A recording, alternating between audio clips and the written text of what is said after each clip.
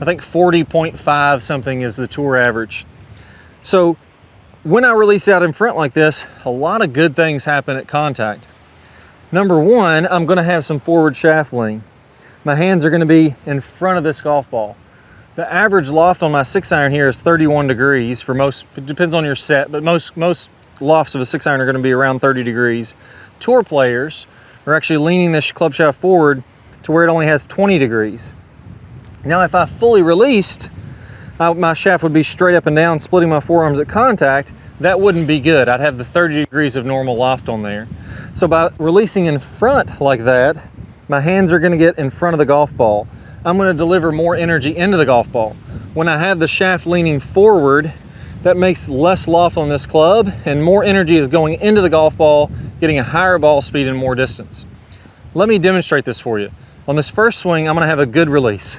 I'm gonna max out my lag here and I'm gonna release it out in front. The golf ball is gonna get in the way and I'm gonna have this nice forward shaft lean. Let's go ahead and try one of those out first. There we go, hit that one perfect. Not gonna hit it much better than that. Q, could you tell me what my dynamic loft is and some of the stats on there?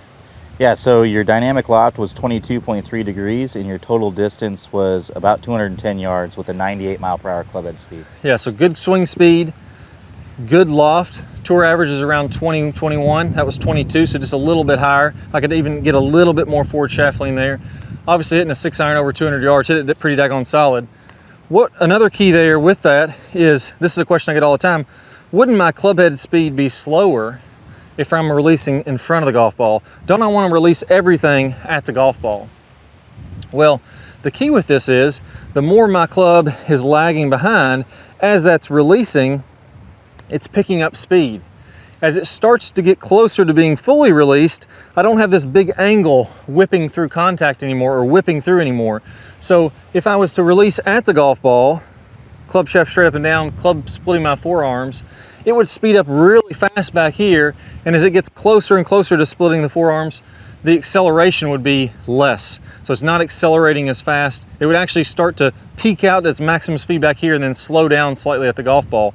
If I can get that good angle of lag and then be releasing it through contact and it doesn't fully release until up here, I'm getting the peak velocity right at the golf ball, and then I hit the golf ball and it starts to slow down afterwards. So your peak swing speed isn't when the club is fully released. Your peak swing speed is just prior to when the club is fully released. It's still accelerating really quickly through there. That's another reason that you want to be releasing in front and you want to have that forward shaft lean. Just to give an example of this, let me do one the wrong way. I'm going to start doing what I see a lot of players do when I'm giving lessons and I see swings. They're releasing this too early and the club is splitting the forearms they've released at the golf ball. Let's see what the numbers go to when I do that. So I hit that one, actually, this is gonna be a great test because I hit that one as solid as I could hit it. I happened to match up the dead center of this club head with the golf ball on that one, but I flipped it. So what was my swing speed and my stats on that one? So your total distance went down to about 174 yards. Your club head speed was 95, so not much lower, but the dynamic loft went all the way up to 29 degrees. Yeah, so I'm almost had the shaft straight up and down, the normal loft that's on this golf club, this 6-iron. My carry distance went down. I'm pretty strong, pretty fast, so I was still able to swing fairly fast, but not as fast as I could when I did it the right way. And the ball went just way up in the air. It didn't have that penetrating solid ball flight. It didn't even feel that good, even though I hit it dead center on the sweet spot. The one before felt way better because I'm transferring more energy into the golf ball. So finally, this is all great, Clay. I understand that I should be releasing in front. It's great for swing speed. How the heck do I do this? Let me give you a couple key feelings to make this happen. So number one is the legs. If I start to extend my legs too early, so if I start to do this with my legs and now I've lost all this angle, I'm gonna have to flip and release early just to be able to reach this golf ball. I'm getting farther from the ball, I have to flip to catch it. So what I want you to feel like is in the transition in your downswing, feel like your legs really bend here.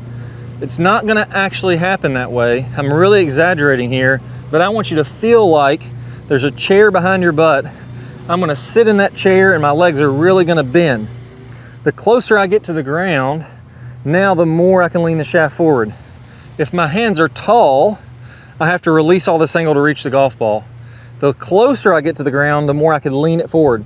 So if I wanted to put my hands all the way on the ground, I could have tons and tons of forward shaft lean. Obviously, that's not how we're going to swing a golf club, but that just illustrates how when this club gets lower, it gets more forward. So that's the first piece. Make sure you bend your legs. Piece number 2, make sure when you do this, you're opening the body. A lot of times what will happen is the body will stall out. Imagine this is a fan blade and I have a golf club attached to it. As long as I keep the fan moving, this club is going to lag behind. I'm going to have that forward shaft lean. If I stop the fan, all of a sudden the club's going to fling past it. So my fan's turning and all of a sudden I slam on the brakes, the club's going to release. That's why you have to keep rotating and keep accelerating through the golf ball, get your body opening up, which allows you to have that forward shaft lean. So on this one, I'm going to bend the legs, I'm going to keep the body opening up, and you'll see that I'm able to create a ton of forward shaft lean, hopefully get even a little bit less loft on this, and hit the ball really, really crisp and clean.